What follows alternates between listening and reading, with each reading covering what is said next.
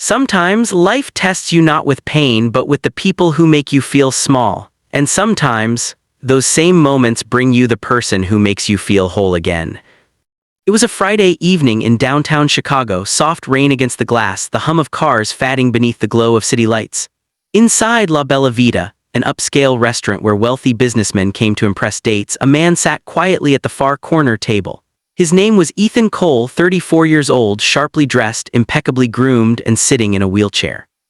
To everyone who saw him, he looked like a man who had it all: handsome face, quiet strength in his eyes, a Rolex peeking beneath his sleeve. But behind those calm eyes was a weight he rarely showed. 2 years ago, an accident took his ability to walk. Since then, he built back everything: his billion-dollar tech company, his confidence, his charm, except one thing: his belief that someone could love him for who he was now. Tonight, he was about to test that. Ethan had agreed to a blind date his business partner arranged. "She's beautiful, kind, down-to-earth," his friend had said. But when she arrived, Ethan saw the flicker in her eyes change the moment she noticed the wheelchair. "Hi, I'm Ethan," he said warmly, extending his hand. Her name was Sabrina, a model with perfect curls and an expensive perfume that filled the room. She shook his hand, smiled politely, but her smile didn't reach her eyes. As the waiter poured wine, she leaned forward. "You didn't mention your condition."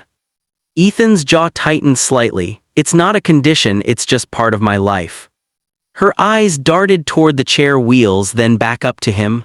"I just think I'm not ready for something like this," she whispered. He blinked, stunned. "Something like this?" "I mean, you're great, but I need someone who can keep up with me. You understand, right?"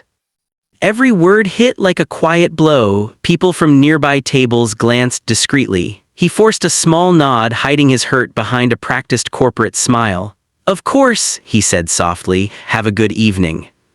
She stood, muttered a quick goodbye, and walked out, leaving her half-empty wine glass behind. The restaurant buzzed on, uncaring.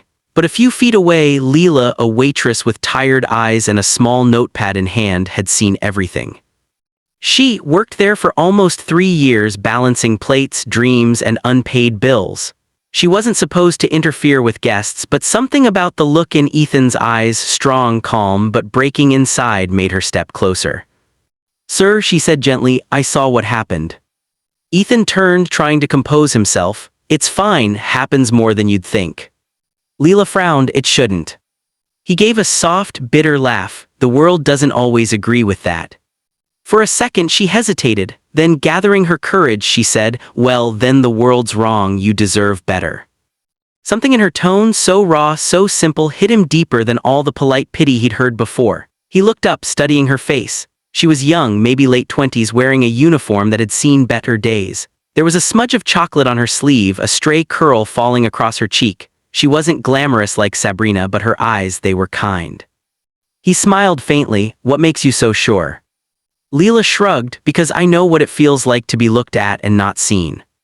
Those words silenced him. He watched as she gathered the plates and started to walk away, but then, without thinking, he asked, "Leela, right? Would you join me for a coffee sometime?" She froze mid-step. "You're asking me out?" He chuckled. "Well, I just had a cancellation. My schedule's surprisingly open." Her face turned red, but she smiled. "Okay, but you should know I don't drink fancy coffee, just regular, cheap, probably burnt coffee." He grinned. "Perfect, I could use some imperfection." Next evening they met at a small diner near her apartment, a far cry from the polished luxury he was used to. She wore jeans and a soft pink sweater, her hair in a ponytail. He wore a simple jacket, no suit, no tie, just Ethan.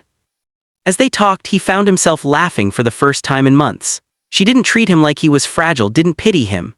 She asked questions about his favorite books, his dreams, his favorite color, dark blue, he said, and then told him about her mother's medical bills, her little brother's college dreams, her own wish to open a bakery one day. "You're working 3 jobs, Ethan said softly, "and you still smile."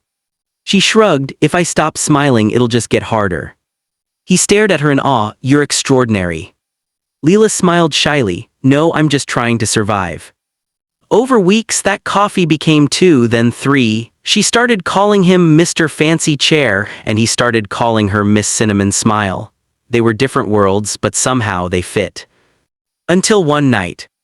A paparazzi photo surfaced online. Ethan Cole, the billionaire CEO, seen with an unknown waitress. The comments were cruel. Gold digger, he's desperate, this can't be real. Leela read every word, her chest tightening. When Ethan arrived at her door, she looked shaken. Ethan, maybe this isn't a good idea, she whispered. People will talk. He moved closer, voice low but firm. Let them talk, I care about what's real. She looked at him, eyes glistening. And what's real? He reached for her hand. Months later, they faced their biggest challenge yet. Leela's mother's condition worsened, she needed surgery, and Leela didn't have the money. Ethan offered to help, but she refused. I won't let you pay my debts, she said. I don't want you to feel like you're saving me. He took a deep breath. You once told me I deserve better. Well, so do you. Let me be there for you, not because you need saving, but because I need you in my life. Tears welled in her eyes as she finally let him hold her. The surgery went well, and when her mother recovered, Leela's small act of kindness that night at the restaurant became the foundation of something much greater, love born not of perfection but of compassion.